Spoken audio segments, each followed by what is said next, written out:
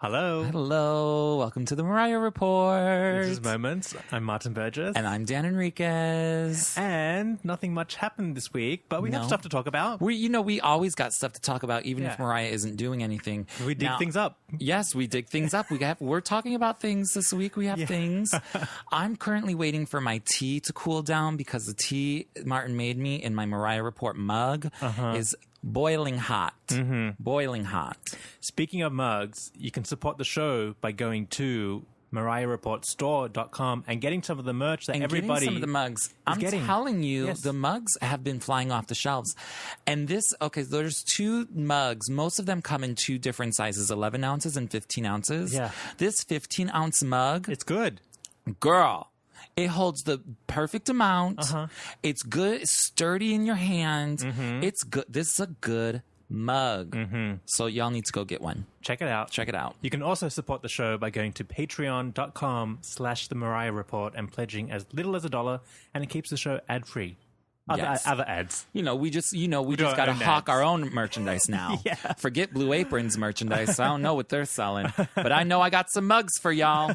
But they're cute. They're super cute. We just added a new one of a butterfly music video collage from Michael Trujillo. It's so cute. So adorable. And it flew to the top of our sales chart. Oh, yes. It's already there. It's already at the top of the charts. Yes. But we have more things coming. So stay tuned for those. Christmas is right around the corner. Yeah. But anyways.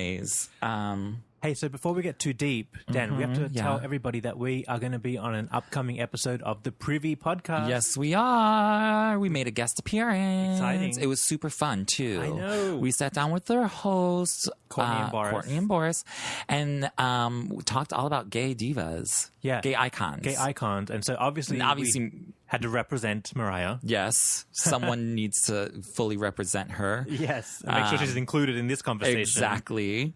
So it was super fun. So you can find them on iTunes, SoundCloud, all those places, all those good places. Yeah. And that will be this Tuesday. This Tuesday. Which is the 3rd. The 3rd, right? I believe it's the 3rd. Don't make me get my calendar out. Coming Tuesday. The 3rd, yes. Okay. So look them up, The Privy. Yeah, it was fun times. Yeah, Privy. Love it. Check them out. Anyway, so how's your week been, Dan? It's been good. I feel like I haven't seen you because our butterfly saga is almost over. Exactly. So we're seeing each other like every day for like 2 weeks. Yeah. Yeah, I'm just real excited because, as I was saying last week, Will and Grace was on Hulu. Oh, yeah. So for the past week, I've been doing nothing but watching Will and Grace. Yeah. It's really sickening. But, and tonight is the premiere of the new season. Of the reboot. And I'm telling you, I have emotions already for it. Apparently it's really good. That's what they've been saying. Yeah. I'm like, that's what the reviews for people who have already seen it have been saying. It's like they never left us. Oh yeah. Because you know what sucked? The X-Files reboot. Did you ever see that? Oh yeah, they rebooted. Yeah, I never watched that. See, I liked the original, and then I kind of dropped off towards the end of the original series, when it got a bit too FBI-ish and conspiracy. Okay. Because I like the alien shit more. Oh. But they rebooted it, and it was like a comedy. And it didn't work out. They changed the whole motif of it. Yeah, I mean, I don't know how a lot of these reboots or remakes go, but what I know about this Will and Grace one is that everyone who was on the original is on, like, not just the cast, like the directors, the writers, the creators, the producers, the hair and makeup people, the set designers. Like, it's literally the same whole production crew. Yeah.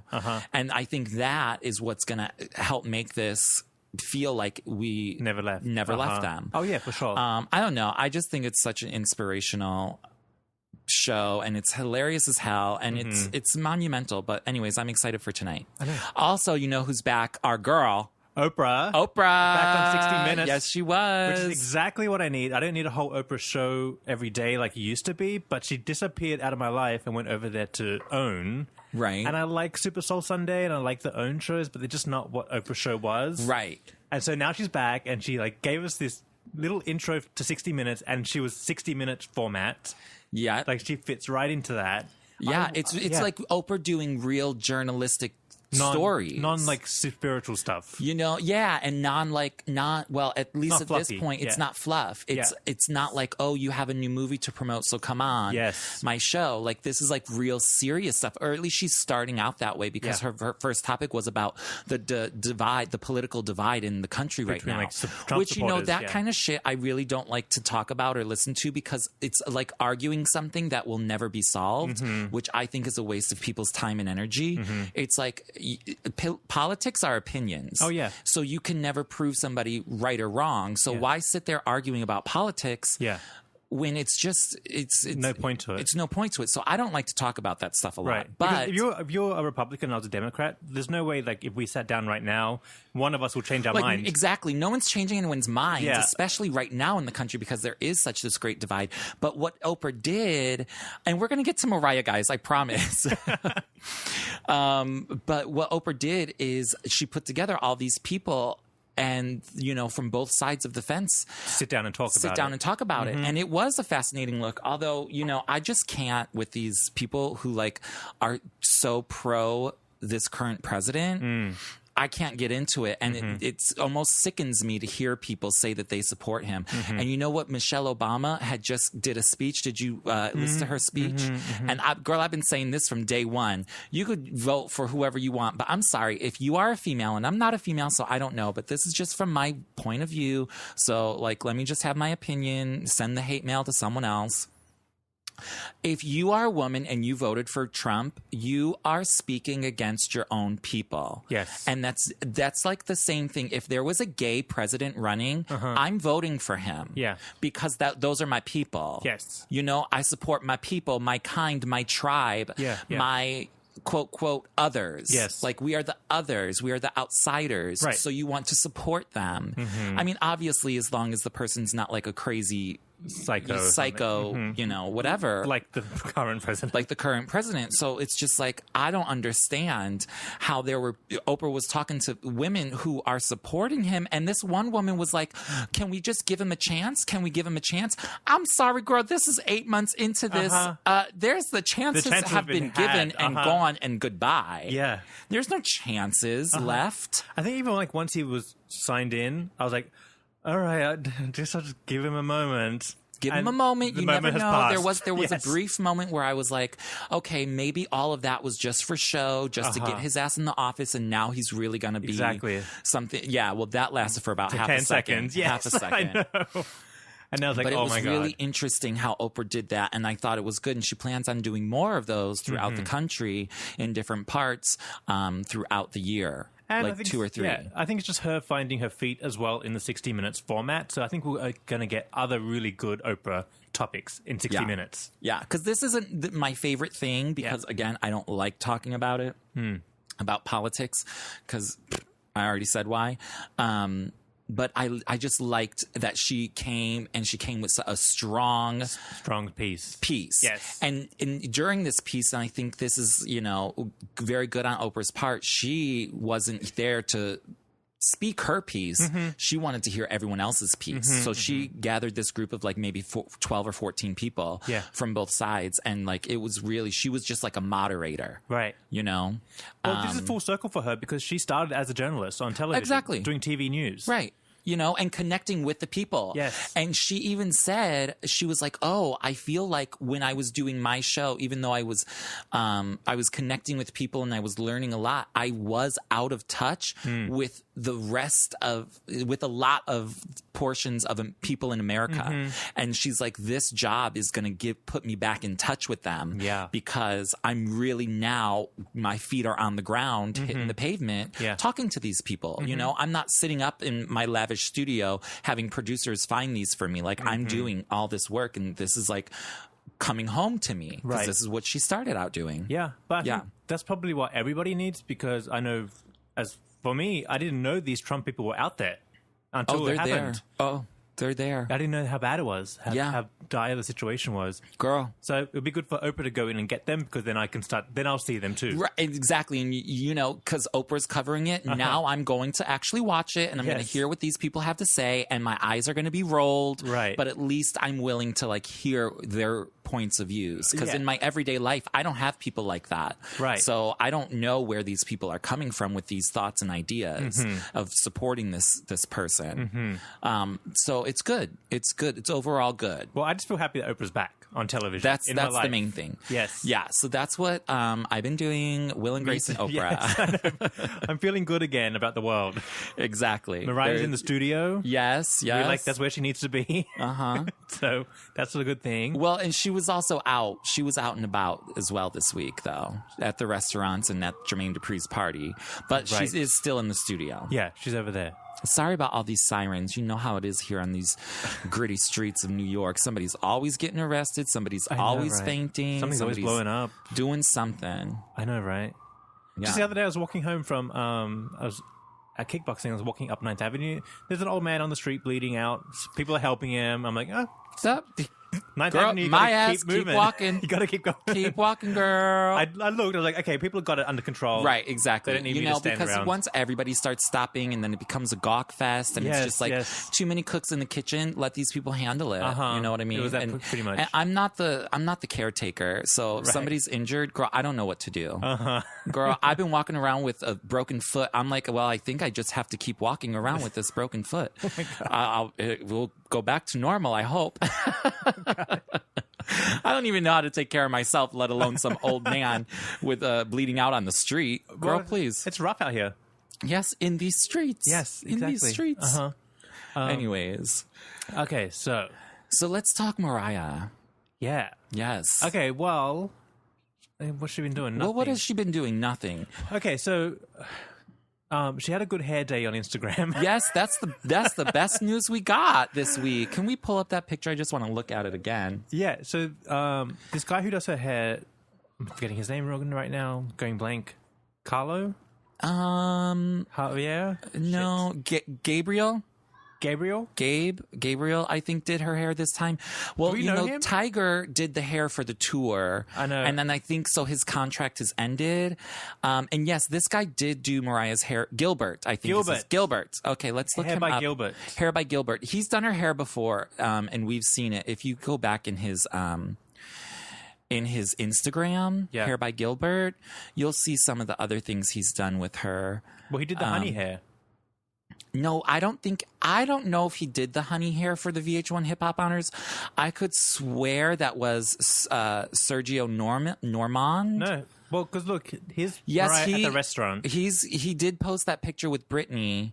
And it says hair by me. Yeah, but that's not the exact same honey hair. That's the day after. Oh, did he just like brush it out? I think he maybe just like brushed it out or something. Or maybe they collaborated together on it. I'm not quite sure. But I know that Sergey, I think his name, Sergey Normand, tweeted the day that Mariah did that thing. So I don't know. But anyways, it's good hair. So he did her hair, Gilbert did her hair when she went to Jermaine Dupri's birthday party. In the club. Up in the club. And we had a moment of her lip syncing to Fantasy. Yes. Which was kind of cute. Which was cute. But you we've know, seen her I'm lip sync to totally down Fantasy. for that. You know what he did her hair for, Gilbert? I'm looking at his Instagram right now, is the I Don't video, which her hair yes. did look good. Her hair did look good. It did. In certain moments. So I don't know who styled that. Probably someone. Somebody whose name we won't mention. But the hair was good there. There were a couple really beautiful hair shots there. Well, anyway, Gilbert's hired. We're officially hiring him. We're officially hiring him. Yes. Because that hair looked good, girl. And he's actually sort of cute, too. Cute, right? Yeah. I would get that. I would do that. Well, it's just a look Mariah looks fresh in. It's not that big straw hair Tiger was doing. Right. It's not dry. It's not heavy on her head. It's a nice length. It's the thing. You know, I was just saying, like, she needs to stop doing that middle part and put some bangs. And then, boom, here we have her at the VH1 Hip Hop Honors with, like, the bouffant and bangs. But this is the picture we're talking about, which was tweeted like maybe 5 days ago. This one is like, the length is to the breast. It's a little lighter, and there are it's a middle part, but there's bangs, there's layers in the front coming forward. Yeah, yes. I like it. So it doesn't look like weighted down. Yes, it looks really healthy. It does. I mean, it looks like it could be her own hair, even though I'm sure there's extra in there. But I think it makes her look younger too. Yeah, absolutely. She looked gorgeous. I'm telling you, I was like, this picture is everything. 100%. 100%. Well, everything. It kind of looks like Raggedy Mariah from the Butterfly video. Sold some cows and got paid. Got some money and went to the town. Got her hair did. And Dolly Parton from Steel Magnolias. Did Yeah. her hair in the bootleg salon. Yes. Like it's good hair. Yeah. Real nice. It's real good hair. It's really nice. So she is looking good. We also got word on the curb that Mariah was out at Jessica Biel has a restaurant that's like kid themed. The kids restaurant? The kids restaurant Off Fudge. Yes. Yeah. Is that it? So I think that's what it's called. She was out there with Brian and the people, and she was enjoying herself. But we don't have any pictures of that. But we have no one's there for we have that. confirmation from people. Inside sources. And they were saying that she was blonde. She was much more blonde than normal. Which, telling from that Instagram picture, it's definitely lighter hair for her. Right. Which I'm not mad at. Even like, remember in the glitter era where she was super blonde? I didn't really like that, but like I thought it was okay.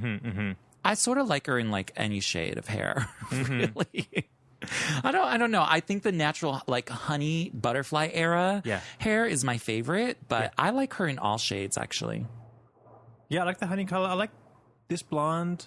I like the dark hair though. I like the dark hair. I'm not crazy about the Bianca dark. Yeah, I'm not crazy about that, but I still think she looks good. She still look good. Yeah. I think if she's going to do the dark Bianca look, it has to be like for a whole era.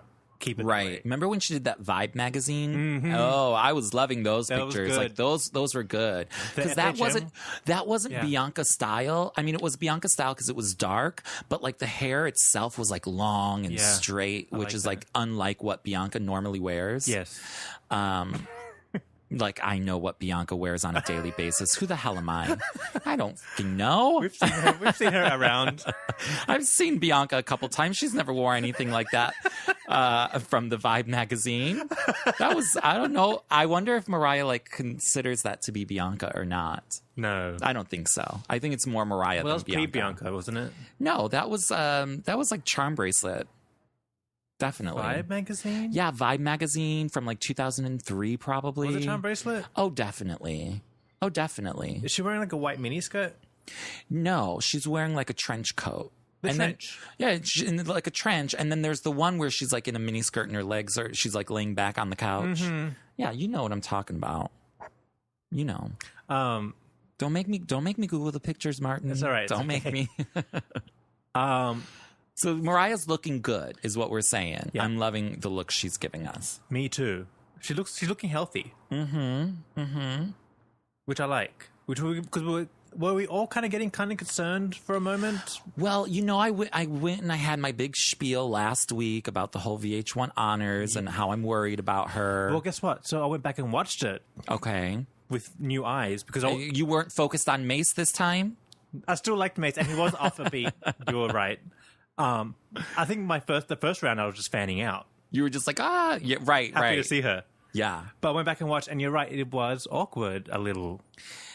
I'm sorry I had to bring that to everyone's attention. I'm sorry because we got a lot of comments and a lot of LambMail about it. Yes. And people were saying that they sort of agreed with me that, but here's the thing, like, I don't want to talk ill about Mariah, but my whole thing is I want the best for her. And I think other lambs have been afraid to like say it or admit it or like realize what's going on. Right.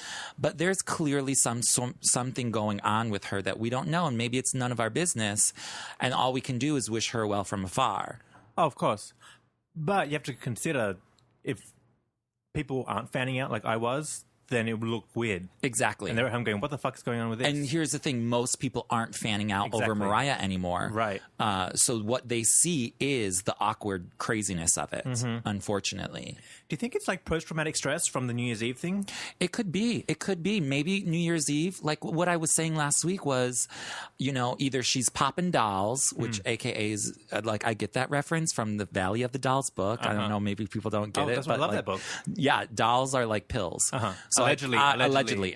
I don't know nothing about dolls. I never took a doll, never popped a doll. I don't think I really have ever. Right. But she's either popping dolls or she has this strange new stage fright. Yeah. Which maybe it is a post-traumatic stress from New Year's Eve. That could have done it. Who knows? Not that I condone popping dolls, but I remember watching Barbra Streisand on Oprah one time, and she was talking about how Barbara has horrible stage fright. Right. And so Oprah was like, well, what do you do about it? And Barbara just says, there are these wonderful pills now that you take. Oh. And they're like, oh, okay. Oh, okay. So maybe no, she well, needs the that's right what doll. I'm saying. Maybe she's just taking the wrong doll. Right. For it, because like you don't want to appear stiff and like lifeless. Yeah. Maybe she needs to take a different doll just to like calm that nerve. Allegedly. This is all alleged. We're making this shit up. We don't know anything. But you know what I mean? Like, I don't know what it is. I don't know what the root of the problem is, but there's definitely a problem. Yeah. And it could just be simple stage fright. I mean, here's the thing. If there was a problem, air quotes, I think whatever it is not unreasonable. Let's think about... I feel that. Well, let's just look at what has happened. Let's think about pre-Broken Arm Mariah and post-Broken Arm Mariah. Exactly. Two different people. Right. And so, I don't want to say anything. This is all allegedly. This is all alleged. And again, this is all coming from a place of pure concern and wanting her to be her best. So we out of love. And we have to theorize and think about this, because if you don't, then you're just going right along with the movement. And nobody needs that. That's not how people improve. Or get help. If you don't talk about it, then they can't become aware of it, and the conversation has to be had. Right. Well, look at how there's a national opioid epidemic. I was just reading something about that. There's like an actual crisis right now. It's out of control. I swear I read this, like, I didn't read the whole article because I was like, girl, I don't have time for this. But it was a whole thing, like... There's a national alert. Yes, people are being prescribed dolls, like, at an alarming rate. But they're getting addicted to them. And it's easily becoming addicted. It's easy to become addicted. So, all allegedly, but let's just take, for example, Mariah destroyed her arm and ribs. Right. In excruciating pain. And I have been, because like I said, I do kickboxing. Once I got kicked in the rib, it didn't break, but it just was probably cracked. I would like move my foot and it would hurt. Yeah. Excruciating. Oh, I've been there. Yeah. Unbelievable. It's excruciating. Pain. If you have a bruised rib, anything. So I cannot, oh my God, it's so unbearable. Painful. It's unbearable. So, and I didn't take anything. I took Tylenol and smoked a bunch of weed, and that worked for me. But I cannot even imagine what it would feel like to break your arm, and break the ribs, and have it all at once broken. Right, and then all the nerve damage that she had as well. Yeah. Nerve pain is a whole other situation too. Exactly. So 100%, for sure, she got prescribed painkillers. Absolutely, and needed them for real. For real. But let's look at how now it's a crisis, and they're equating. The government is equating painkillers to heroin. So, so what we're saying is, here, Mariah, take heroin 5 times a day and don't get addicted to it and then get off it. Right. Not that that's what she's doing, but... Not that that's what she's doing. I'm sure it's nothing close to that, but there's some level of something going on. But she could most definitely reasonably be having a problem with that now. Right. And here's the other allegedly, thing. People think that just because a doctor prescribes you something that it's safe and that you should be taking it, because that's what doctors do nowadays. They just throw pills at you. Oh, yeah, it's horrible. But antibiotics, anything. Yeah, anything. That's bad. Anything. Yes. But that's not what you need all the time. Right. You know? I'm telling you, when I take a pill for anything, I'm like, do I really need this? For sure, yeah. That's like I'm walking around with this broken foot. I'm like, I'm not going to the doctor. He's just going to give me pills. What do I need pills for? I need my fucking foot to heal. Yeah. Which it's really not a broken foot. It's just like I call it broken because there's pain in it. It's probably just like some tendinitis. Right. But for sure, Mariah needed a strong painkiller for her arm. Oh, absolutely. Without a doubt. And it's easy to become addicted, and then things like that grow. And then if you're going through emotional things as well because of the marriage and, you know, being a mother and then the new kids and this and that, like, there's a lot going on. So it's easy to theorize and allege that she could have became addicted. Which is completely acceptable because that's what happens when you take opioids. The problem is, are we fueling the fire or are we trying to get off it? Who's around her? Who's making sure that these things are being done safely and monitoring this kind of stuff? Yeah. Again, I don't want to get theorizing Mariah and alleged drug usage because like that is just so out of my like wheelhouse for her, and I just like doesn't.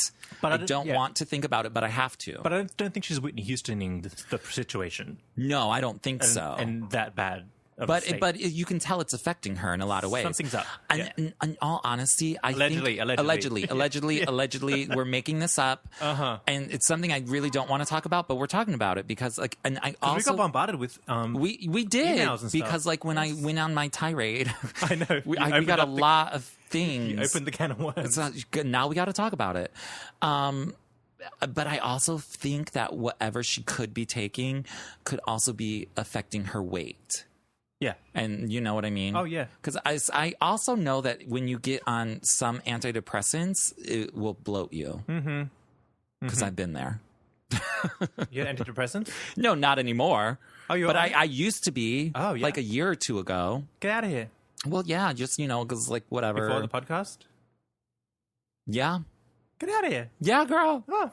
It was just like a brief thing. Like, well, you know, because like I had like some trauma in my life and like, you know, and people had died and things, and I was like, well, somebody suggested I go on antidepressants. I was like, okay. Oh yeah. But you know, I don't like to take pills. Right. But I know as soon as I did, I started gaining weight.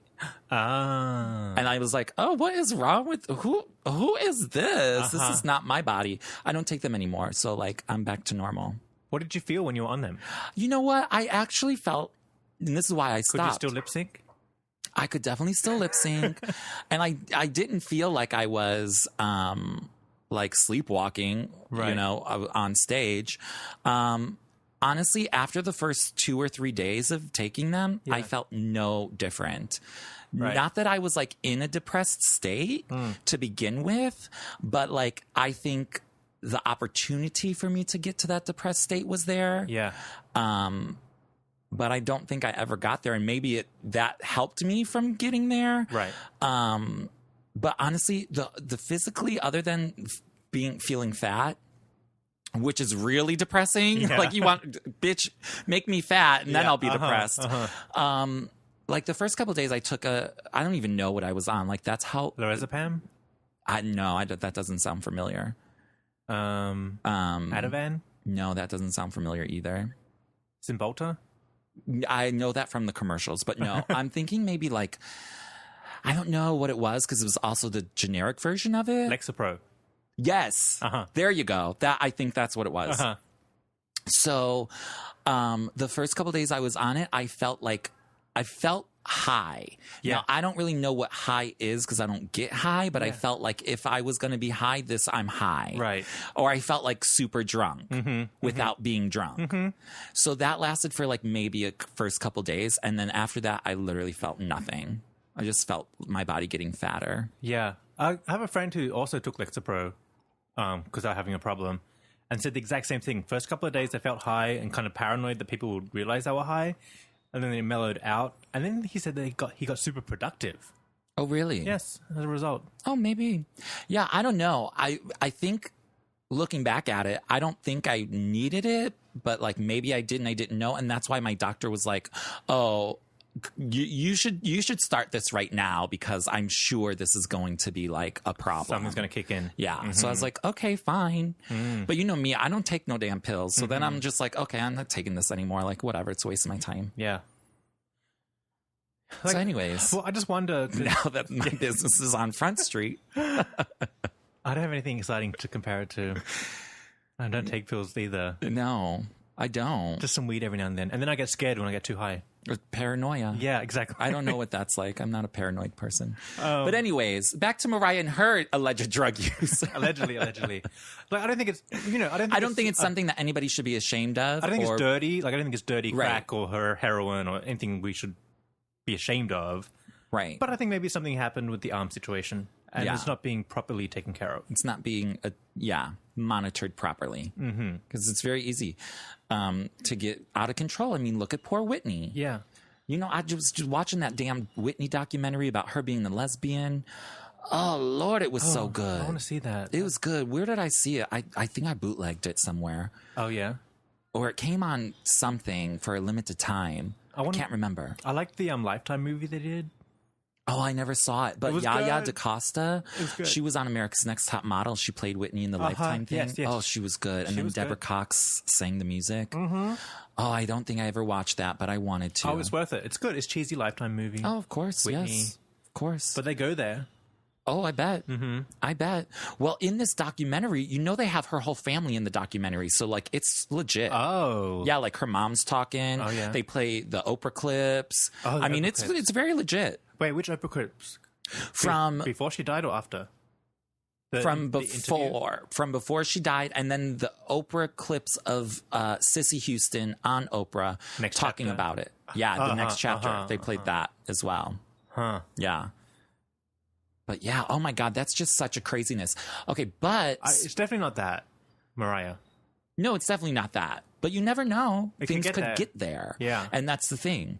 And then, if you go, oh my God, and then you really want to get into theories and like Illuminati, and then the way Marilyn Monroe died and her pill alleged popping, and then Mariah, and like, you know what I mean? Like, it could, like, that whole thing could be like totally going on right before our eyes and we don't even know it. Heath Ledger.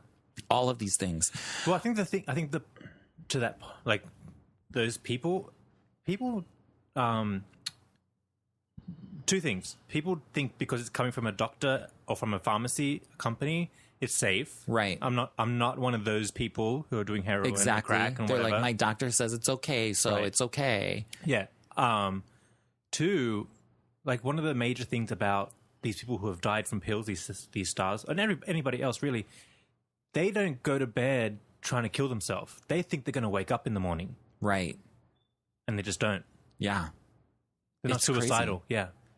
So that's why it's scary. And the thing is, like, the mentality behind prescription pills is that it's, like I just said, it's not that bad. But now we're realizing actually it is pretty bad, and the government is stepping in now, saying there's a problem. There's a problem. Mm-hmm. Yeah. It's a major problem. The only reason we have to bring this up now is because lambs are concerned. Right. It's coming to the surface now. I know. We're the voice, I guess. I know, like, We're everyone getting comes it. for us and they're like, oh, do you think? Oh my God. Well, I don't know, don't but yeah, know. do I think? Yeah, I do think something's wrong. So it's all allegedly. I don't think but it's all alleged.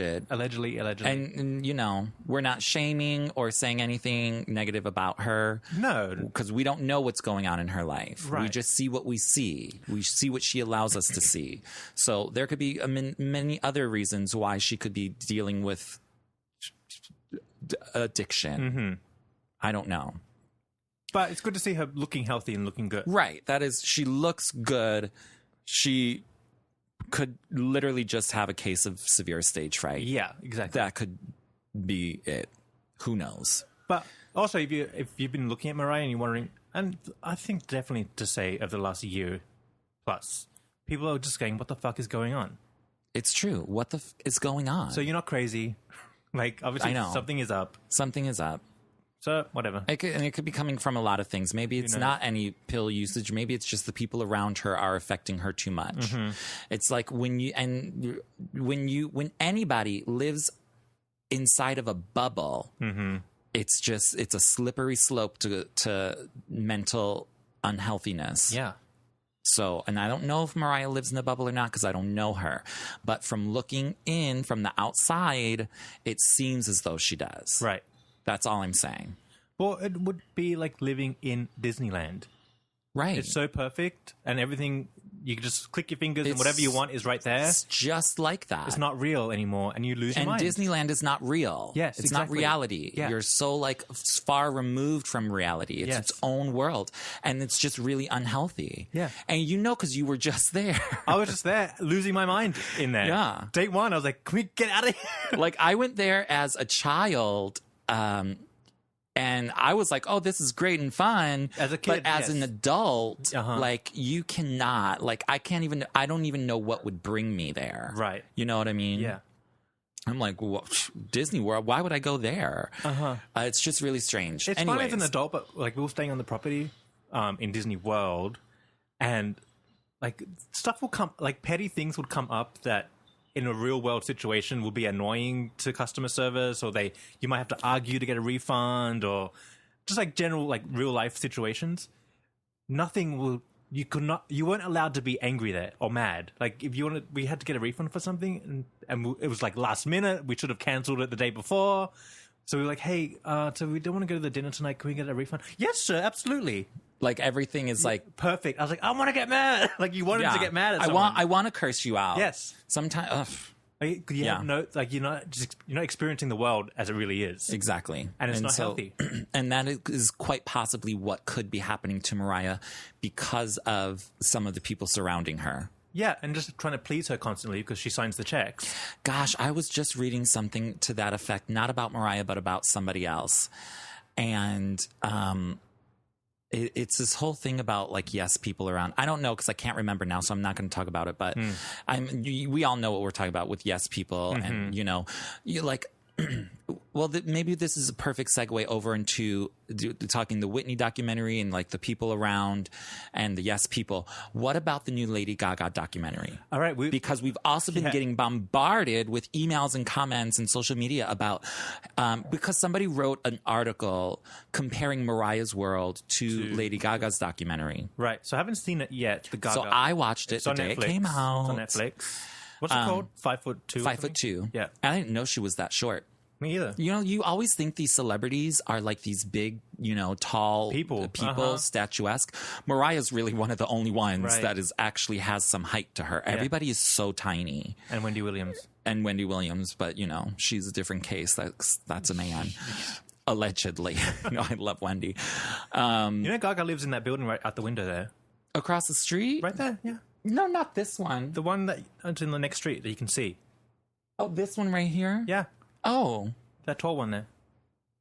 Oh, right there? Yes. Not this building, but the next one? The one behind it. The taller? Oh. Yes. No, didn't know. There she is. That's where... and her dad's restaurant is literally right down the street. Around the corner, yeah. Okay. I did know that, although I've never seen it, because I never walked down that street. Well, she grew up right here on the Upper West Side, in this like triplex thing with outdoor space. So I have seen her in interviews, like boo-hooing about how she was in the East Village, struggling to grow up and make it as an artist. I was like, your parents live just here. Your parents live right here. They've lived there their whole fucking life. Yeah.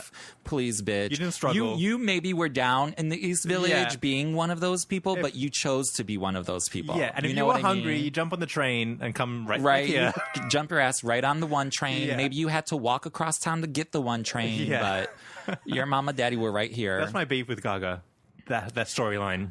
You know, I used to have a lot. Okay, well, first of all, this is a Mariah podcast, just to remind everyone. So we're going to get back to Mariah. But I used to love Gaga's first album. Me too. Then I started hating her because then she became a shtick. And then she like got rid of all the costumes and everything. And so I was like, okay, I'm willing to like you again. But the music was never as good. So I was just like, okay, whatever. She's there. She's not. I like the first two albums, Fame and Fame Monster. Okay, those are the same thing for me. Oh, I consider them one. Okay. Even though they're not, but I consider them one album. Yeah. They were good. They were good. Those moments were good. Obviously, she had great moments. And then I fell for the I grew up in the East Village storyline. I'm like, oh, that's cool. She made it. You know, Martin, you're like, if somebody ever lies to you, oh, shit. Oh, the studio's falling apart. Sorry. Martin, if anyone ever lies to you, you are like done. You have written them out. You're like, I will never. Which is not a bad thing. It's good because people shouldn't be lying, but they're like, or portraying something that they're not. Well, especially if you want my money, Right. Oh, exactly. You want to. No, I agree. I'm just saying. It's like you are like, there's no turning back. There's no going back. Like you're done. Yeah, because now you're not getting my money. Well, yeah, of course. I know, girl. Just saying. So anyway, so that's why you didn't like Gaga.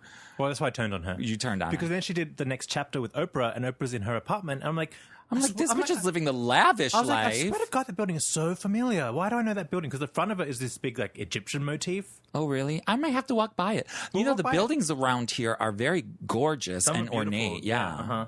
Mine's a dumpy one. Yours is perfectly fine, but the one on the corner... Oh, that's stunning. It's like, girl... Oh, we'll go by because when you walk by the street, you can see into the apartment and her records and stuff. And I saw her mother one time walking around. Oh, that bitch. Yeah, right there. Okay, so anyways, back to the Mariah and the documentary and the thing. So anyways, so I'm iffy with Gaga as like a fan. I'm like, yeah, I'm like yay or nay on her. I really don't She's okay care now. Too much. Whatever, yeah. But of course I wanted to watch this documentary because I love documentaries and, I love pop. I love music. I love this. So I wanted to see what she was going to offer us. So I was right on top of it. And now that we're aficionados in documentaries. Yes, you know what I mean? And of course, I'm always going to immediately compare everything to Mariah and see how it's done comparatively and think what should Mariah do and how does that all fit in. So whoever wrote this article that was sent to us a billion times, and thank you everyone who did that. We appreciate it. And send stuff. Yeah, send stuff if you ever do. Like, even if we've already seen it, we appreciate it because sometimes I didn't see this article, but I had already watched it and I formulated my own. You were telling me about it already. Yeah, and I love the documentary. Actually, 5'2". Right. I thought it was a well produced, well done look into a pop star's life. Right. And it wasn't fake. There were no phony storylines. It showed her creatively. It showed her personality. It showed her in vulnerable moments. And nothing seemed too fake or unreal. Off limits? Off limits. Like, you know what I mean? Like, I did feel there were a couple things where she was definitely putting on a show. Like, when there's this one part when she's talking to, like, some people, like, outside in her backyard, and she just takes off her bikini top and is just sitting there. It's like, girl, you're really putting this on for the show. Right. Like, girl, you don't need to do that. Like, you're sitting here talking business. I think they were conceptualizing her look for the new Joanne look. And they're saying, like, how she should dress, because all of these things, even with Mariah, they're all discussed. In advance. In advance. And she's like, oh, I just want to go, like, real simple, all black, blah, blah, blah. And the bitch just takes off her bikini top and, like, just breasts all about. First of all, I don't need to see no breasts like that. So, like, but even though it was like a real moment and like a real conversation, I felt like that was like, okay, now you're playing for the camera. Right. Now you know the camera's there. But that on a certain level is acceptable just because it's like, okay, it's not a phony storyline that you've created or it's not drama that you've created. It's not like this fake person you've hired. These are all real people in your life. You're just playing up to the camera. And that I think is a little more acceptable because that's what you have to and want to do when you're on camera because you don't want to seem boring. Right, exactly. So I liked it, and if Mariah were to do something like this, I would absolutely be 100% behind it, and I hope that this new VH1 thing that they have in the works is something like this. Well, obviously it's not like Mariah's World was a hit and people loved it and couldn't get enough of it and they want more of it. I think people hated it, really, but... E was like, see you later. I just spilled. You just spilled all over the couch. Spilled my splash. It's fine. It's okay. It's not like flipping my mug around, my Mariah Report mug. Shit just spill everywhere. Okay, we're fine. It's not like they found a formula that worked and people want more of it. Exactly. They're going to learn that nobody wanted that bullshit. Now you have to give us the real stuff. Have magnifying glasses out and bags of receipts to compare everything to. Right. It was completely underestimated. Like, they completely underestimated the lambs. They really did. And Mariah should have known better. Like, she knows we're hardcore. Yeah. She should have known that she was not getting past us with this, Mariah's World. But I'm sure she did in some levels. And sure, she tried to make adjustments. But when you have everyone around you pushing you in the other direction. Sometimes you just got to, throw your hands up. Well, someone else was probably like pushing back against her, saying, no, this is how you do it these days. Right. I'm a professional, and I've done this before, and I've produced all these other... Exactly. We know what we're talking about.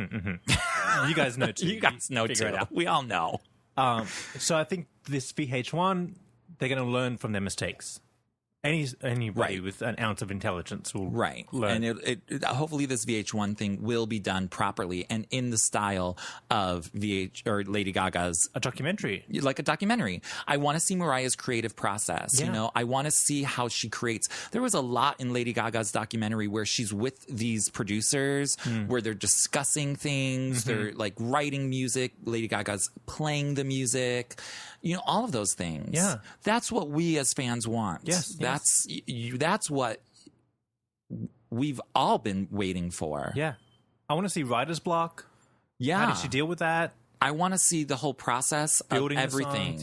Building, doing the tour, selecting the videos. And like we were saying a little earlier, I want to see inside of her bubble. Yeah. I want to see, does she really live in a bubble? Because Lady Gaga does not live in a bubble. Oh, yeah. I mean, and I'm sure during some parts of her life, like when she's out in promoting a new record or something, right, she probably is living in a bubble, but that's because she's working like day in, day night, and she's promoting and she's on the road. So yes, I'm sure she is living in a bubble.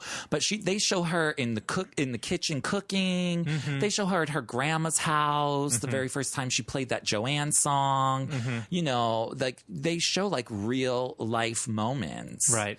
And that bitch almost had me crying during that Joanne when she was playing for her grandma. That bitch sure did try to have a tear come down my cold-hearted eyeball. She tried it. Anyway, so that's been in the Lamb sphere this week, I guess. Yeah. But I would say overall, Lambs, don't give up hope. I think they learned their lesson with Mariah's world. Well, and Mariah learned her lesson. Right. I'm just saying they because, you know, Mariah's not the only one involved. Even though it's Mariah's name, so she gets the blame. Right. You know what I mean? She told us. She told us that. So that's what that's just how it happens. Yeah. But I don't blame her personally, and I don't take offense personally about it. But anyways. Right. I think that they still have hope for this new documentary thing. They know what they don't or shouldn't do. Yes. Or people not to put on the show. Exactly. That we don't need. Exactly. So I say hold out hope because it's possible and we might be just fine and we might get something like something good. Lady Gaga's documentary. Yeah. Something good. So that's my viewpoint on that thing. Because you know how when they were doing the promo for Mariah's World, Mariah was saying, you know, it's going to be kind of like Cribs. Well, I don't really need another Cribs because it's really... No. The first one was great, but you didn't do much. You just walked around the house. Right. I didn't need a documentary about that. Yeah, no. I don't need a documentary about that. Yeah, I need an in-depth situation. Right. You know, especially now that she has kids. And I'm not saying like the kids need to be on the show, but like I would love to see Mariah as a mother. Yeah. Like, yes, of course I see her bring them out on the stage and they go to the restaurants with her and, you know, stuff like that. Like when she was on the Sweet Sweet Fantasy Tour, I believe it was a Sweet Sweet Fantasy Tour. Maybe not. No, I don't think it was. But she had visited Paris and they went to the Eiffel Tower. Like, you know, like I would love to see some of those moments because those are the moments that where, you know, Lady Gaga's trying to make me cry with her grandma. Right. That would make me cry with Mariah. Right. You know, to see her and like the love for the kids and, you know, how much they mean to her and how they've changed her. Like those would be the emotional things I would want to see. Oh, for sure. But even, I mean, basic songwriting, like, you know, absolutely. Mariah always says, she's like, what do I have to freaking do to get known as a songwriter? I'm always known as a singer. Well, show us. I want to see the pain that goes into writing a song. We saw like one quick second of her on Mariah's World with a notebook and a pen at a table, and then she got interrupted with nonsense. With nonsense. So no, you're not a songwriter doing that. Right. I want to see her like, what's this word I'm looking for? I want to see her thought process. Right. I want to see where she pulls these thoughts and these ideas and these concepts. Yes. Not maybe just lyrically, but even like for, you know, music wise. Yeah. You know, show us some of that, you know, because every time we see Mariah in the studio, and I'm going back to like, you know, E = MC squared, where I think it was Walmart did like this behind the scenes and they have Mariah like in the studio at the microphone, sort of like layering some vocals. That was really cool, but that was like a sliver of what you could have given us. Yeah. And so something like that, but in a fuller broader aspect would be amazing. Yeah. That's if we're getting an album through this. Well, we should. It's also the Butterfly Tour. And she should have an album to promote. Most people haven't, when they go on tour, there's an album. So I think in 2018 there will be a new album, and it will coincide with a tour, which will then, at the end of this tour, produce this docu-series that we will see. So if all the cards are played right, 2018 could be a great year for Mariah, but she's going to have to overcome this stage fright. Yeah. That's number one. Because I don't feel like she had that stage fright on the Sweet Sweet Fantasy tour. No, she was moving around. She was giving us great things. But anyways, I don't want to digress back into that conversation. What I do want to do is take a break in a minute. Yeah. And then we're going to come back and we're going to talk about some of the butterfly stuff that's been going on. And some LambMail and other things. Yes. So let's do that. Still more to talk about? There's still more to talk about. You know us. Yeah, but let's take a Patreon splash break. Yeah.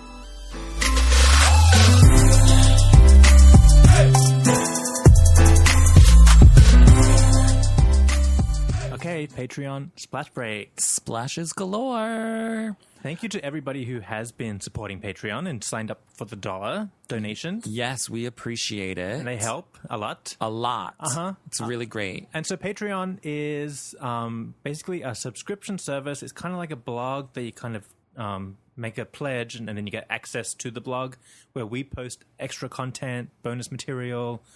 With our Butterfly Saga, there's some behind-the-scenes talk that we put up. Yeah. There's even a alternate version of the Butterfly episode. Yes. What chapter is that? Chapter 3?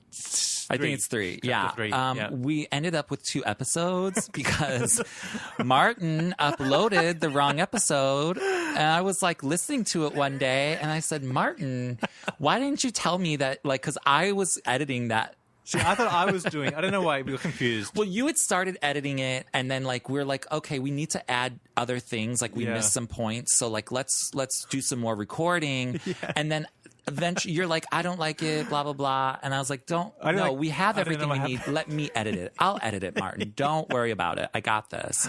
And so Martin apparently had went and edited it all again. And I don't know why he was doing it because I already told him I was doing it. And so I submitted it to him and I was like, oh, here it is. But it wasn't in the right place. It wasn't in the right place. And maybe that is my fault. So you were like, okay, so I'm just going to upload this one. Because it said whatever. Anyways, so when I'm sitting at home listening to my very own podcast, I was like, this is really strange because I didn't do this. And I was like, ooh, Martin, can you believe he asked? He said, I'm sitting here thinking, oh, Martin said no, I am not uploading this piece of trash. Mine's better. And then I was like, Martin, you could have just told me, like, I wouldn't have got mad. And he's like, I have no idea what you're talking about. I was like, you edited that thing and you did not take my version. You uploaded your own version. He's like, no, I didn't. It's like, Martin, yes, you did. I'm here telling the story and Martin keeps laughing. Because I didn't mean to do it. No, I know you didn't mean to do it. But I listened to the episode. I was like, this is a good episode. Oh, and I'm telling you, it wasn't until the end of the episode that I really realized. I was like, this is not my episode whatsoever. I did not do this.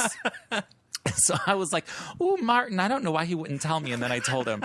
And he's like, wait, so you're telling me now we have 2? You thought you uploaded my version. Because it said final in the file. I know. I had named it like Butterfly Final.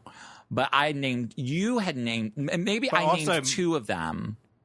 Oh, because there was 2... Because there were 2 of them. Anyway, whatever. Anyways. Long story short, you guys have 2 versions of Butterfly. Right. So when you're a Patreon member, you get the bonus. Because once we had uploaded it, like to iTunes and stuff, we couldn't take it down. Right. So if you are a Patreon, no, they're both good. They're both good. I mean, they're essentially the same conversation, yeah, just edited differently. Like mine's very heavily edited. And it's only like 30 minutes, where yours is an hour. The official one that's up is an hour. All right. Mine is very heavily edited. So if you guys want to see how how I edit, our different takes, different takes on it, you can listen to that edit. So that's a treat that the Patreon people get. Yeah, and so you just go to patreon.com/the Mariah Report, and it's spelled Patreon, Patreon. patreon.com/mariahreport. And you can pledge as little as $1. It's a subscription, and it keeps the show ad-free, other ads. And you get this bonus stuff as well. So it's fun. And I just want to give a shout out to one of our listeners, Kelly Keenan.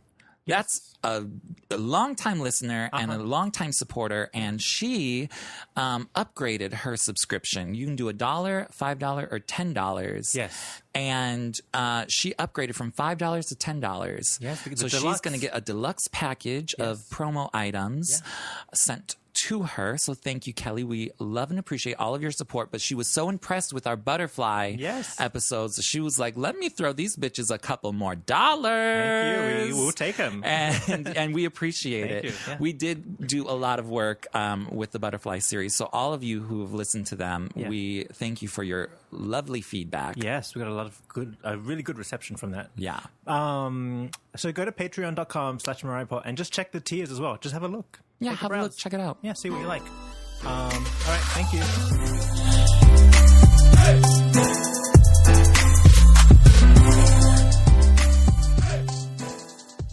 And we're back. And we are back. So we're going to talk a little bit now about a podcast that someone had sent to us after listening to. It's actually one of our listeners, Miguel, sent us an email about, thank you guys so much for doing the Butterfly Anniversary series. It was really good.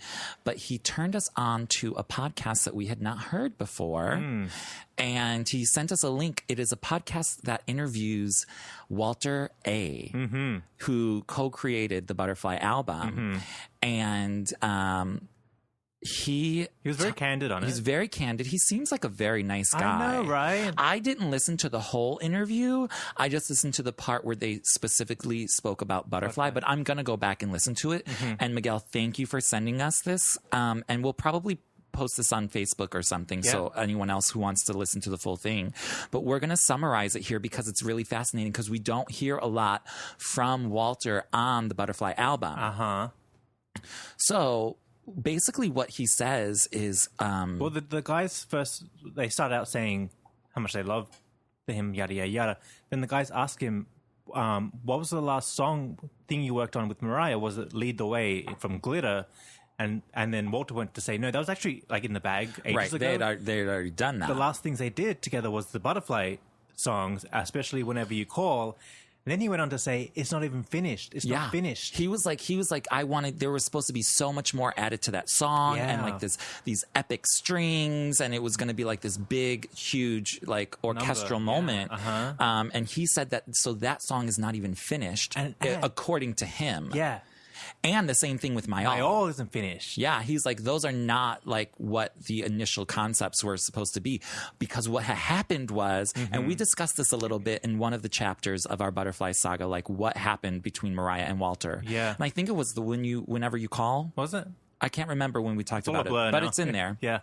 Where we theorize like why they had a breakup. But and he doesn't really go into it, but what he says is and everything he says does not debunk my theory of why they separated ways. Yeah. Because my theory is like, like he was telling things to Tommy about her personal life. But along those lines. But I think it was a combination of creative differences and personal boundaries being crossed. But basically he was saying that Mariah was cleansing her life from the people, like the Tommy people around her. And I guess wanted Walter to pick sides. Essentially, that's what he makes it sound to like. be. And Walter's point is, I had a contract with Sony and Tommy. Like I worked there. I'm like that's my livelihood, my income. Yeah, and because he's writing songs for all these people, other Celine people, and all the he's contractually signed to them. So ditching Sony for Mariah is not reasonable. Not a reasonable ask. Well, I mean, I guess for him at the time, it wasn't reasonable. To go with Mariah? To go with Mariah. No, but even not reasonable for Mariah to ask him that. Well, that's true too. Like you can't expect that. But I think because she was cleansing herself in every way, she was like, allegedly she could have been like, hey, I love you, but I gotta let you go because for now, I can't be attached to this in any way, shape, or form. Right. But I think there were other things that also led to the fallout between them. Oh, yeah. And I think he even said they were in the studio at Hit Factory and they had a huge argument. Yeah, huge fight. And he said silly. A huge silly argument, but Right. When you're in the heated moment, Yeah, it's they were probably screaming at each other. But even when you get older too, you look back and think, Oh, so of course, so stupid. Yeah. Which I always think nowadays, I'm like, oh my God, it would be so amazing for them to get back together. Yeah. And whatever happened 20 years ago, like stupid. You to both him. have moved Yeah. on. You've both been successful in your own right. Yeah. Like, just move on, get back together, see if something could be worked out. Because there was magic there. Yeah. Well, one interesting tidbit that he said was that they were working on the butterfly together, and she literally fled.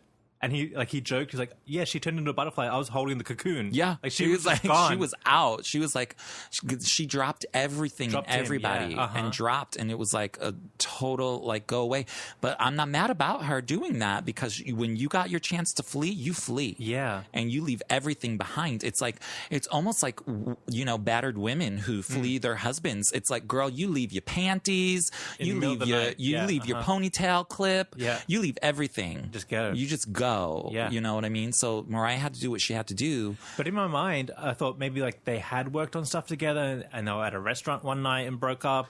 Friend broke up. It wasn't mid album.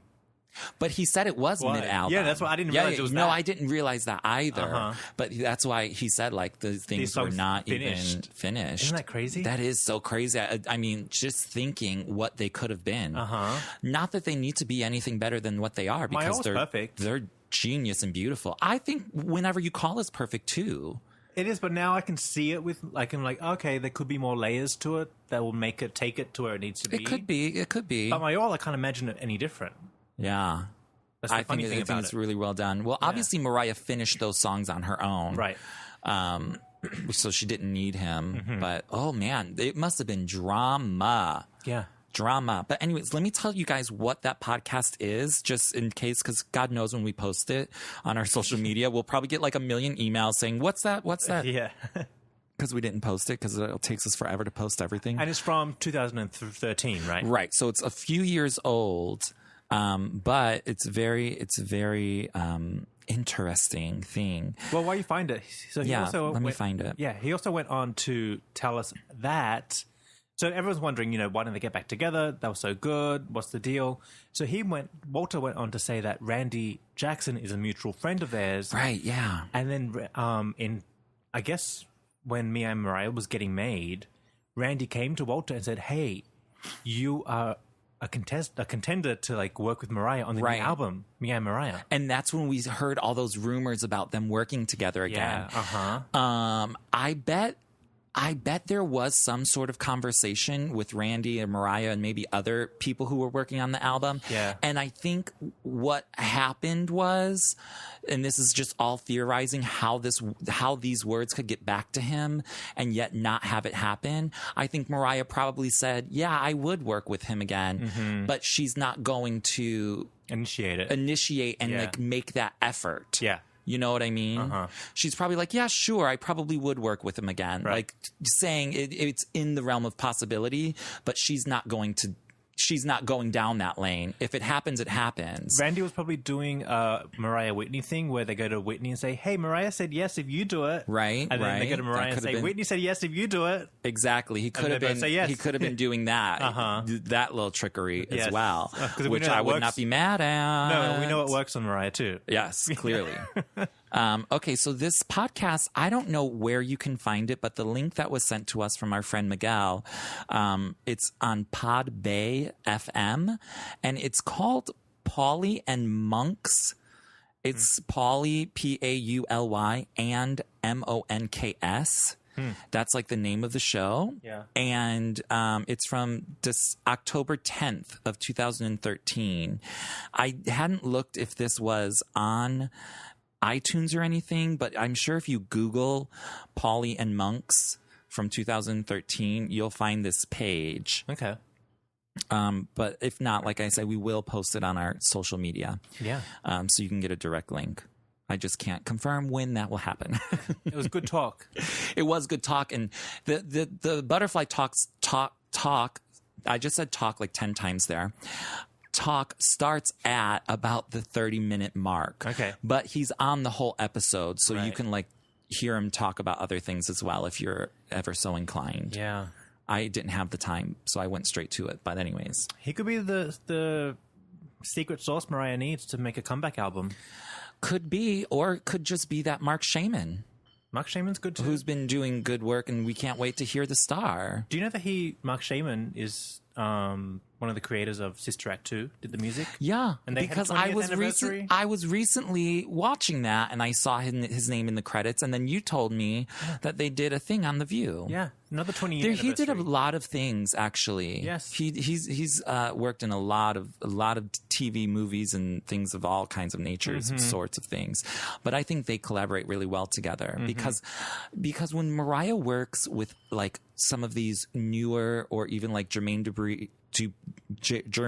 Dupri producers, everything is sort of like in the can. It's all like beats from, whatever Pro Tools or whatever these people use to make these things. Yeah. When she works with Mark Shaman, it's like real music, like more organic. Like they're actually recording live people making this music instead of like, a beat from a computer. Right. Yeah. So I like that. Yeah, I like a combo. Yeah, I like both of them. Don't get me wrong, but like I like Unforgettable. Oh yeah, of course. I like the butterfly format of a Mariah album, like fun jams, serious songs, like Emancipation. Yeah, I love the mix of everything. Yeah, and Mariah is the same thing. Same thing. Love it. That's like the winning formula for Mariah. I think so. Well, she can do anything. And she can do, she's very versatile that way. So I love it. Okay, but I think that's it for like our moments of the week. Yeah. Allegedly, after we just, had no moments. Here's an hour-long show for you. Yeah. So, we always love a good iTunes review. Yeah. It's one of our favorite things, and it helps us rise up on the chart of iTunes. Yes, we love that. Which we have been visiting, and we made an appearance with our Butterfly Saga. Yeah. Because people were loving it so much, and we appreciate all of that. But we have a couple of iTunes reviews to read out. Yep. With our new Apple podcast app, so much easier. It's so much easier to leave a review. You don't have to go digging for it anymore. No, it's right there. What you do is, so you go to your podcast app on your Apple phone, tap on like our thing, and you just have to scroll down. Tap on the Mariah Report if you subscribe or search for it. Just scroll down, and it's kind of like in the bottom lower third. It's just there.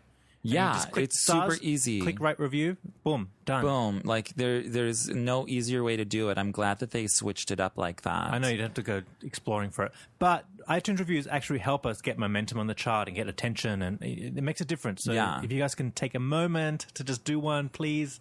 We really appreciate it. Really appreciate it. And you get read out on the show. Exactly. So our first one comes from M. Sharp. Yep. He says, "Lamely unite. I'm a lamb since 1990. Everyone who has ever met me knows how much I love Mariah. Listening to this podcast, I feel like we are almost the same person. From recording her music off the radio to seeing her for the first time in Chicago on the Rainbow Tour to handing out receipts anytime someone needs to be reminded how great our queen is. I hear you on that, and I wonder if I know this person, if they are from Chicago. I don't know. I don't know, but shout out. Hey. Thank you. He goes on to say, I love listening to the shows, then going back and finding the performances on YouTube and reliving that moment with you. I feel like this podcast is bringing the Lamely together. I am in Texas and plan on meeting Candy, Mariah, and Stephanie Rafferty soon. If you are a Mariah fan, then you need to subscribe to this podcast and join the party. Hope to have a splash with you guys one day and keep up the good work. Thank you. Yes, thank you. So he's a Texas Slam. We just recently did a Texas-themed Moments episode where we spoke to Candy as Mariah and Stephanie Rafferty, who had met Mariah on the All the Hits tour. Yeah. She was just there. Yeah. So that's what he's referring to. All right. So we have a around the world moment. Yes. With iTunes reviews. You can do them anywhere around the world. Anywhere around the world, and we will get them. Yeah. So this is from Quale. Squall? Squall, maybe? I don't know. It's like when Kesha had dollar signs in her name. I know. You don't know what's I had happening. no idea what. But I love Kesha, by the way. But that is a little shade. Like, I don't know what a dollar sign sounds like. Right. Should I be saying cha-ching? Yeah. I don't know. So this person is from the Ukraine. Shout out to all the lambs in the Ukraine. Well, I think this is the only lamb, according to this person. Well, okay. So they said, I was a lonely lamb with no one to talk to about Mariah. I found out about this podcast from a fan forum and didn't expect much. About 20 episodes were available at the time. I instantly became addicted, and now I cannot wait for the next episode. I'm not lonely anymore, and this podcast is my secret garden on all things Mariah related.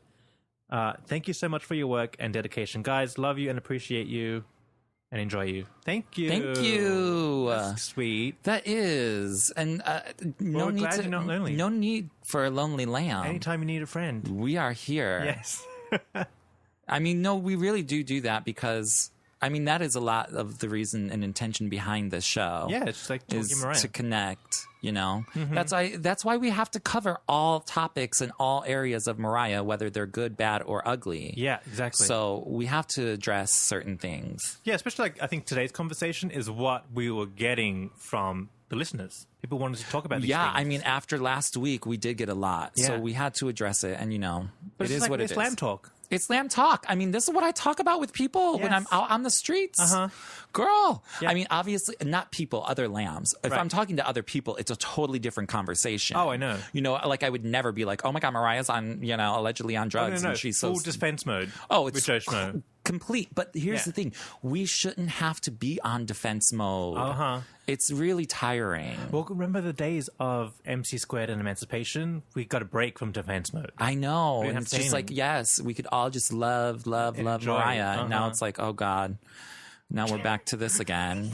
Jesus. Anyways, we all love Mariah, and that's what we're here for. It's the vibe of the moment. It's fine. It is. Okay, so now we got another one. On iTunes from Roro G. And they say, thank God for the new iOS. Yes. So yes, the new the podcast app we were just talking about. Yeah. So much easier to leave a review. I love this podcast. So much fun. So much knowledge about Mariah. Dan and Martin are hilarious and made me fall in love with Mariah all over again. I love that they don't just blindly love Mariah, as they can also be quite critical of her, and unfortunately, she's been deserving of it lately. Growing up in France, I learned English translating Mariah songs as a young child in my bedroom, and it's great to hear that there are so many other lambs out there who love her just as much. Keep up the good work. See you around. Thank you so much for that. Like, that's so amazing. And yes, we try to be, you know, on both sides of the fence. Again, the good, bad, and the ugly. Yes. And, shout out to you for learning English from Mariah. That's amazing. Isn't that fascinating that her voice was enough to make someone go, let me get my dictionary You out. know who else said that once? Giselle Bundchen. Learn from Mariah? Yeah, she would grow up listening to, and she's from Brazil. You know, they all love her there. Yeah. And I think she said it on Jay Leno interview that she would listen to Mariah over and over and she learned English. Get out of here. Yeah.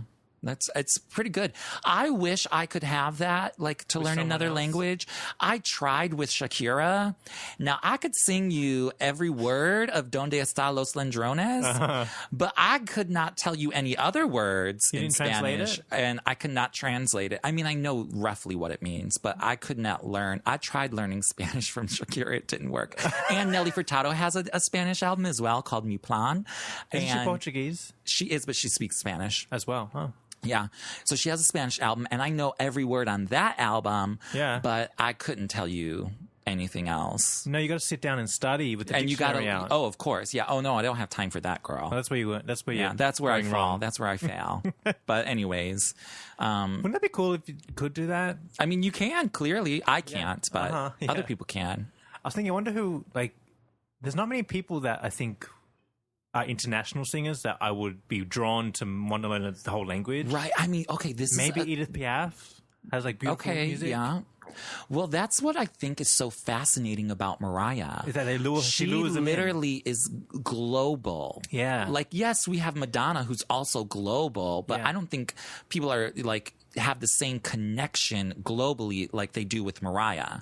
Like Mariah is like that sweet, lovable person. Like even nowadays, I'm sure.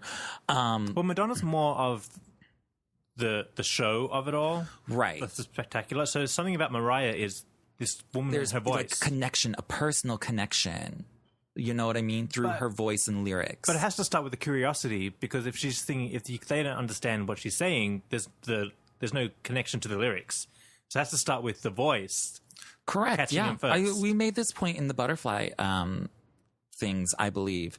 And then, but just the fact that like in other countries, Mariah is so beloved and like, it's just so crazy because here in America, we don't get that. Like, you don't see other people from other... Like, poor Kylie Minogue cannot catch a goddamn break here in America. I know. And she deserves it. But the only people who've really been able to do that as of recent are, like, Adele and Sam Smith. Yeah. Like, but those are English speakers. You would never have... Like a Japanese person or anybody... Like, there is, like, a whole K-pop movement in the U.S., but, like, it's very, it's very underground. It's not, like... mainstream. Right. It's just so fascinating that Mariah can penetrate all these other countries that don't even speak her language. Yeah, and like just look at the Billboard chart. It's not like there's a Japanese song on there too, or a Spanish song on the Billboard chart. Oh, there was Despacito. Oh God, don't remind me. Or a French song on the Billboard chart. Like pop music from around the world isn't breaking through in other languages, but Mariah has somehow done that in other countries. Isn't that crazy? Yeah. Oh, it just goes to show how powerful she is. Yeah. She got something special, I'm telling you. Her voice must just be unreal. It is. To the point where, like, other countries, I don't know what she's saying, but they're like, what the hell is this voice? Yeah. I need to have it. It obviously has a frequency that, like, is, like, human... connection. Like, I don't know, like everybody is just tuned in on that frequency that her voice is at, and it just goes right through you. You know what though, speaking on music, and like, because then people are like, I don't like Mariah.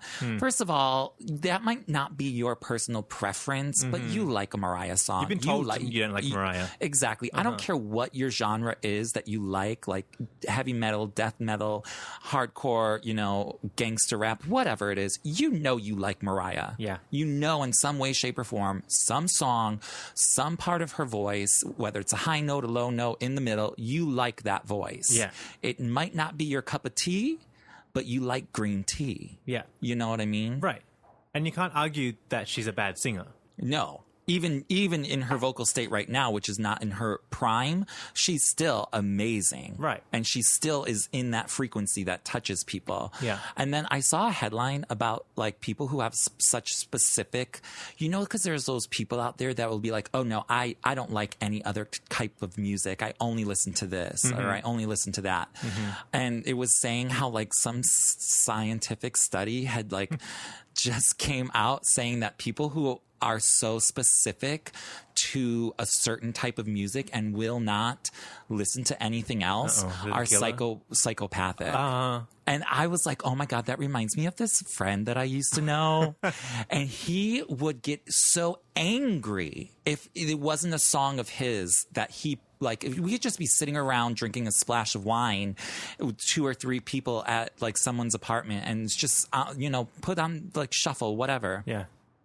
No, he couldn't deal with that. It had to be his music and only his music, not music he made, but like his type of music. Like, we're listening to what I listen to. What do you listen to? I don't know. Some bullshit, techno, dance. I don't even know what it was, girl. I ain't never heard that shit before in my life. Like rave shit? Yeah, like whatever. To each their own, I'm just saying. But like, you can't do that. And I was like, oh my God, that's totally Ben Spears. Sorry to throw his name out there, but whatever. He doesn't listen. Clearly, he's not listening to the Mariah Report. You're safe here. You know what I mean? But I was like, I've met people like that before that will like refuse to listen to anything else. Do you think there's like Mariah people like that who just listen to Mariah? Yeah, and they're probably crazy. Probably. Because I listen to Mariah a lot, obviously, but I listen to a lot of other things. And I can get down with a lot of other things. Oh, yeah. You know what I mean? But obviously, Mariah is just my number one. Yeah. That's it. Duh. Done. Anyways, I think that will wrap us up. I'm sorry if I offended anybody out there talking about their musical tastes. Send the hate mail. Go ahead. Well, it's been a slow Mariah week, so, we've caught up on topics. Yeah, this is just us chit-chatting and talking. Yes. This is Dan and Martin. Anyways, Lambs, thanks for tuning in. Yes. We love and appreciate ya. Yep. Thanks for all the support we've been getting in the store. Of course, the Mariah Report. Check it out. I was browsing our own store just last night. I was like, this is some really cute stuff in here. This is real cute. Yes, Ain't it cute up in there? I was like, girl. And then I texted you. I was like, Martin, we need to order some of this shit. I know. We need more.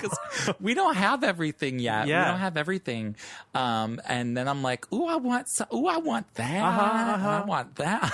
Yeah, I know. No wonder other lambs are out buying all this stuff from the store, because even we want it. We're like, oh my God, I want that. Yeah. So I'm going to rock that shirt. But anyways. Just have a look. Go browse. It's free to browse. Definitely free to browse. Yeah, check it out. Check it out. And thanks for listening. Thank you. Bye. Bye.